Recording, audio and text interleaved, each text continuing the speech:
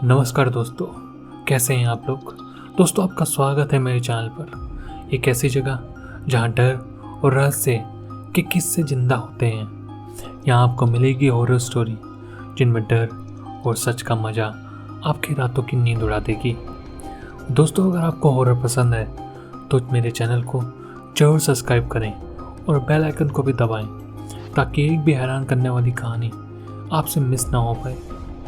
तो चलिए दोस्तों, अपने अपने हेडफोन लगा लीजिए क्योंकि शुरू करते हैं आज की एक डार्क और भयानक कहानी मेरे यानी नीरज के साथ। दोस्तों, ये कहानी एक छोटे से गांव की और इस गांव का नाम बिल्कुल गुप्त रखा गया है क्योंकि जिसने मुझे ये कहानी भेजी है उसने मुझे इस गांव का नाम नहीं बताया, लेकिन उसका दावा है कि ये कहानी बहुत ज़्यादा ही सच्ची है क्योंकि ये कहानी उसके साथ खुद बीती है। दोस्तों, एक छोटे से गांव के किनारे में एक घना जंगल था। जंगल के बीचों बीच एक प्राचीन बरगद का पेड़ था जो पेड़ शापित माना जाता था। गांव वाले कहते थे कि इसे सूर्यास्त के बाद जो भी इस पेड़ के पास जाता है उसे एक अजीब फुसफुसाहट सुनाई देती है।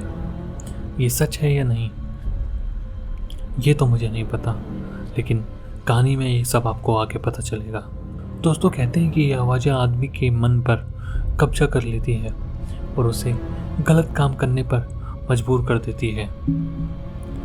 काफ़ी लोग या तो उस पेड़ के आसपास गायब हो गए या उनकी रहस्यात्मक मौत हो गई, जिनके बारे में आज तक किसी को पता नहीं चला कि वह सब कहाँ गए। दोस्तों, इस गांव में एक राघव नाम का शहरी पत्रकार आया था और उस गांव में किसी और स्टोरी के ऊपर काम कर रहा था। उसने जब इस डरावनी कहानी के बारे में सुना तो उसका दिल इस राज का पता लगाने के लिए मचल उठा। गांव वालों ने उसे वार्न भी किया कि उस पेड़ के आसपास मत जाए क्योंकि वह पेड़ खतरे से खाली नहीं, लेकिन राघव उन लोगों की बातों को सिर्फ और सिर्फ अंधविश्वास समझकर नजरअंदाज ही कर दिया। एक शाम राघव अपनी क्यूरियोसिटी को शांत करने के लिए उस पेड़ के पास जाने का फैसला किया। सूर्यास्त होने के बाद जब जंगल में सन्नाटा छा गया, राघव अपना कैमरा और टॉर्च लेकर जंगल की तरफ चल पड़ा। जंगल के रास्ते में चिड़ियों की आवाज़ भी बंद हो चुकी थी और हर जगह एक अजीब सन्नाटा था। जैसे ही राघव पेड़ के पास पहुंचा उसे एक ठंडी हवा का झोंका महसूस हुआ। अचानक ही उसे लगभग सुनाई दिया जैसा कोई धीरे धीरे कुछ बोल रहा हो।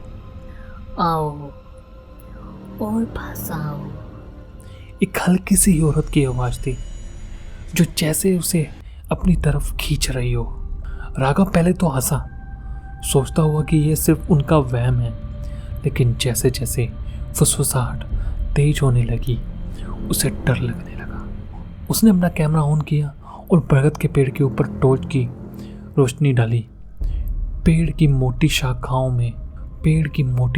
में उसने एक छाया देखी, एक औरत का अक्स जो जैसे उस पेड़ के साथ मिला हो। कौन है? राघव जोर से बोला, लेकिन जवाब सिर्फ फुसफुसाहट थी। अब और भी ज़्यादा साफ औरत की आवाज़ एक कहानी सुनाने लगी। उसने बताया कि उसका नाम चंद्रिका था और वो इस गांव में एक लड़की थी जो कई साल पहले जंगल के इस पेड़ के पास आई थी, लेकिन उसका विधवा होने के बाद गांव वालों ने उस पर कलंक लगाया और उसे इस पेड़ के साथ लटका दिया। तब से उसकी आत्मा इस पेड़ के साथ ही बंधी हुई थी और अब चंद्रिका की आवाज़ एक भयानक हंसी में बदल गई।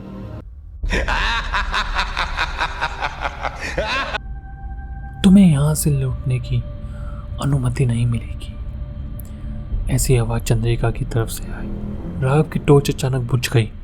उसने अपना कैमरा में देखा कि बैटरी फुल्ली चार्ज थी, लेकिन स्क्रीन ब्लैक हो गई। उसके चारों तरफ घना अंधेरा था और फुसफुसाहट हो रही थी। उसका दिल तेज से धड़कने लगा और उसने हिम्मत जुटाई और पेड़ से दूर भागने की कोशिश की। राघव भाग रहा था, लेकिन उसे महसूस हो रहा था कि जंगल उसके आसपास ही घूम रहा है। हर जगह वही बरगद का पेड़ उसे नजर आ रहा था, जैसे वो जंगल से कभी निकल ही नहीं पाएगा। ऐसा करते करते पूरी रात निकल गई और राघव को लग रहा था कि बस आज उसका आखिरी दिन है। आखिरकार जब चांद की रोशनी ने रात को तोड़ना शुरू किया, राघव एक छोटी सी पूजा घर के पास पहुंचा, जो जंगल के कोने में था। गांव के लोग सुबह के पूजा के लिए वहां आए हुए थे। राघव ने उन्हें सब कुछ बताया और पुजारी ने कहा कि उसकी जान इसलिए बची क्योंकि वो पेड़ की पूजा की जगह के करीब आ गया था।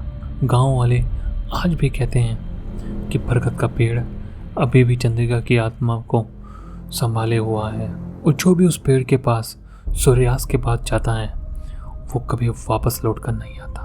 तो दोस्तों, ये थी मेरी आज की कहानी, एक ऐसा बरगद का पेड़ जो चंद्रिका नाम की एक लड़की के साथ शापित था, और उस पेड़ के पास सूर्यास्त के बाद जाना बहुत ज़्यादा डरावना था। दोस्तों, आपको क्या लगता है?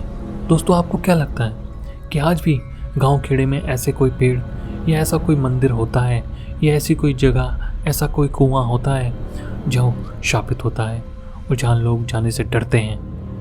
अगर आपके पास ऐसी कोई कहानी है और आप चाहते हैं उस कहानी को मैं अपनी आवाज़ दूँ, तो अपनी कहानी मुझे DM करें मेरे इंस्टाग्राम पर। मैंने अपना इंस्टाग्राम का लिंक डिस्क्रिप्शन में ही डाल दिया है, और कहानी ख़त्म होने के बाद मैं आपको वहीं मिलूँगा। अपनी कहानी मुझे भेजें और मैं आपकी कहानी को अपनी आवाज़ दूंगा और अपने चैनल पर सुनाऊंगा। तब तक के लिए दोस्तों, अगर आपको ये कहानी अच्छी लगी तो मेरे चैनल को सब्सक्राइब करें, बेल आइकन को दबाएं, लाइक करें, शेयर करें और साथ ही साथ अपना ध्यान रखें। तब तक के लिए दोस्तों, थैंक यू सो मच।